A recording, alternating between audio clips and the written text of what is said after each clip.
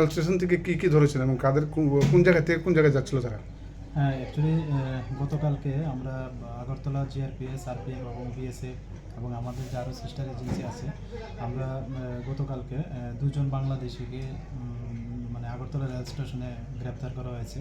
তো একজনের নাম হলো আফজল শেখ, আরেকজন ওনার স্ত্রী বলছে লামিয়া আক্তার। তারা পিরোজপুর জেলার বাংলাদেশের অন্তর্গত। তারা অ্যাকচুয়ালি অবৈধভাবে বর্ডার ক্রস করে এসছে এবং তারা বলেছে কলকাতা যাবে। তো এই সুবাদে গতকালকে আমরা মানে ওনাদের এগেনস্টে একটা মামলা নিয়েছি, যার মধ্যে আমাদের যে নতুন অ্যাক্ট আছে বিএনএস, আইপিপি অ্যাক্ট এবং ফরেনার অ্যাক্ট আছে। তো আজকে আমরা তাদের মহামান্য আদালতে প্রেরণ করছি। সিমিলারলি গতকালকে আরেকটা আমাদের আগরতলা জিআরপি থানাতে এনডিপিএস কেস নেওয়া হয়েছে এবং এটার মধ্যে আমরা জয়েন্টলি অপারেশন করেছি আগরতলা আরপিএফ এবং আগরতলা জিআরপিএফ। তো ওনার নাম জিজ্ঞেস করবো রাহুল দাস। ওনার বাড়ি লোকালি এমনিতে মহেশখোলা বাড়ি, আমতলী থানার অন্তর্গত।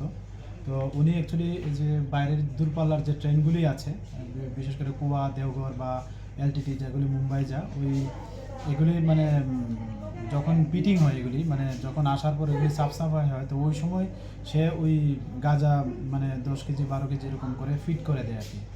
তার কাজ যতটুকু, আমরা অনেকদিন ধরে এই খবরটা ছিল। তো কালকে আমরা ওকে মানে রেড হ্যান্ড করেছি, আমরা ধরতে পেরেছি এবং সেও গতকালকে একটা পিট্টু ব্যাগ নিয়ে আসে এবং এটার ভর্তি 6টা প্যাকেট ছিল। যে ওইগুলি কুয়া যে বা দেওঘর ওটির মধ্যে সে একটা হাইটের জায়গাতে লুকানোর মানে চেষ্টা করেছিল। তো আমরা ওইগুলি ওজন করে দেখলাম 12 কেজি 400 গ্রামের মতো হয় ওইগুলির ওজন।